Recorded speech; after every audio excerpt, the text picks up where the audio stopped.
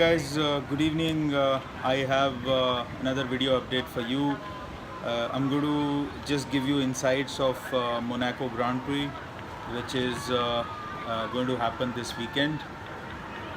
The salient feature is Fernando Alonso is not running in this Monaco Grand Prix because he has gone for Indy 500 in Indianapolis and he is doing very well. Replacement is Jenson Button, who was driving last year with McLaren along with Fernando Alonso. So he has been returned for one race in Monaco. Just to give you an update how the drivers stack up in 2017 Driver Championship. Vettel is leading. He is having 104 points, followed by Lewis Hamilton having 98, followed by Valtteri Bottas. The key point, what we are going to take from Monaco. Monaco is one of the most difficult circuits in Formula 1 and it's rightly called a jewel of Formula 1. This is the 6th race of the season. Vettel has won 2 races, Lewis Hamilton has won 2 races, and followed by Valtteri Bottas, who has won 1 race. Very interestingly, the stats what were shown last year by Mercedes, definitely Ferrari has done a good progress around, and they seem to be keeping up with the pace of what Lewis Hamilton and Valtteri Bottas can do in Mercedes.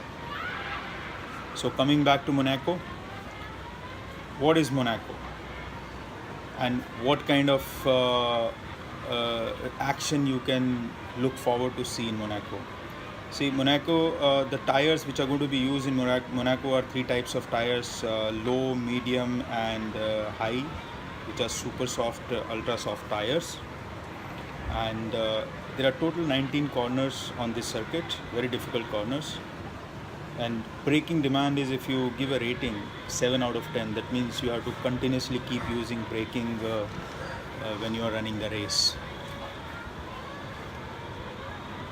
Full throttle, you need to do only 54% of full throttle. That means you will never be able to run the car on full throttle 100% on the laps. This is very unique, and this is where McLaren Honda will gain a bit because they are a bit of underpowered engine this year. So here the power is not going to convert the team with success. However, it's more of a reliability, more of a brakings, how the drivers are going to do braking and how they're going to handle the cars. 96 gear changes per lap, which are required to be done, and average speed comes to around 130 kilometers per hour, which is not much, but you do touch a speed of plus 200 kilometers per hour on the straights.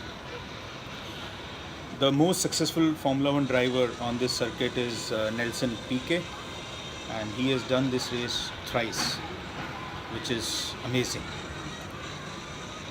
There is a very key corner in this race which is called Portier Racasse.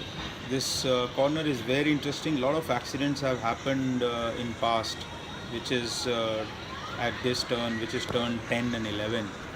And what happens is, when you come out of the tunnel and you are actually speeding and you have dark light inside the tunnel and you suddenly come out in the bright, you have to adjust your eyesight with the brightness, and then you take a almost 90-degree left turn, almost take 40-degree right, and then again take left. So this is the most challenging corner, and many accidents have happened in past at this corner. Toughest corner of this circuit. Talking about previous winners in Monaco, it's led by Lewis Hamilton, who has won it twice. Then Sebastian Vettel, Jenson Button and Kimi Räikkönen, all of them have won it once. Of course, Fernando Alonso has won earlier, but he's running in IndyCar. So what about Bottas? Very interesting. He has moved to Mercedes for 1-year contract. and he's very confident. He's already won one Grand Prix, and he's already shown the potential which everybody has seen in this guy. And when we talk about the best finishes on the leaders, Sebastian Vettel, Lewis Hamilton, Kimi Raikkonen, all have finished on the podium, top spot of the podium. Whereas Daniel Ricciardo, he has been on the podium but second, the best. And Valtteri Bottas has not been having a good time in Monaco at all. Will he be able to break this jinx this year? It's a thing to see and watch this race. Also, what is the outlook of this race in terms of what do drivers feel about this race? Every driver, they want to win at least once in their life in Monaco, because this race is something, as we said, I started off with jewel of Formula 1, and everybody can understand why everybody will like to have one jewel in their kitty for that. And if you go with the Max Verstappen words, which he said in the past, that there is no such thing as a low risk in Monaco. It doesn't exist. That means risk is there. There is nothing called low or high. You have to keep taking risk if you want to win, which was the very rightly said words by Max Verstappen. When you talk about podium finishes, the maximum podium finishes sits with Sebastian Vettel and Lewis Hamilton. With Lewis Hamilton 5, Sebastian Vettel 4, and Kimi Raikkonen had come on the podium 3 times, followed by Daniel Ricciardo and Felipe Massa, who has done it twice.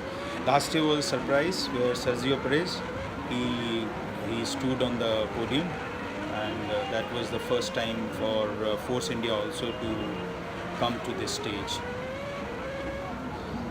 Who are the best teams in Monaco? To a surprise, you'll be surprised to hear that McLaren is the most successful team in Monaco. McLaren has won 15 times, followed by Ferrari 8 and Lotus 7. We know they don't stand a chance unless there is some miracle which happens in Monaco.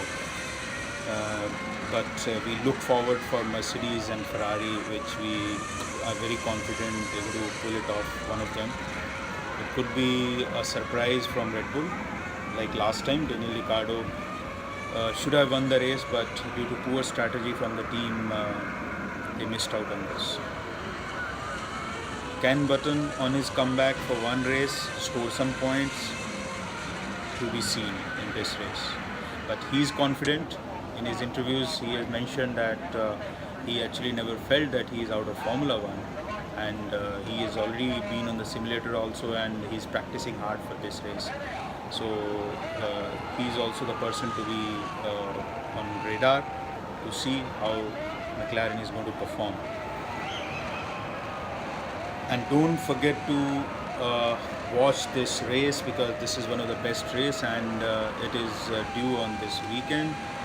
Tomorrow starts the practices where P1 and P2 practice 1, practice 2 happens tomorrow on Friday, followed by Saturday practice 3, practice 3, and then followed in the afternoon by qualifying, and which follows on Sunday with the main race. So do watch this race, jewel of the Formula 1, and I'm sure you're going to love it. For me, it's a double-edged sword, because I cannot leave Indy 500, where Fernando Alonso is also running in the same weekend in IndyCar, and so I'm going to watch both. I'm going to manage both the races, because of course Fernando Alonso is there, but however Formula 1, I'm going to watch it here also. So let's have some fun with Formula 1, and I'll update you with my next video very soon for the qualifying and practices, how they are happening and how the drivers are stacking up, how their confidence level is going up for Monaco Grand Prix. So guys, don't forget to watch and subscribe, and there are many more videos on my channel for IndyCar and Formula 1. Do watch and do subscribe my channel. Good, and look forward to bring another video for you. Take care. Bye bye.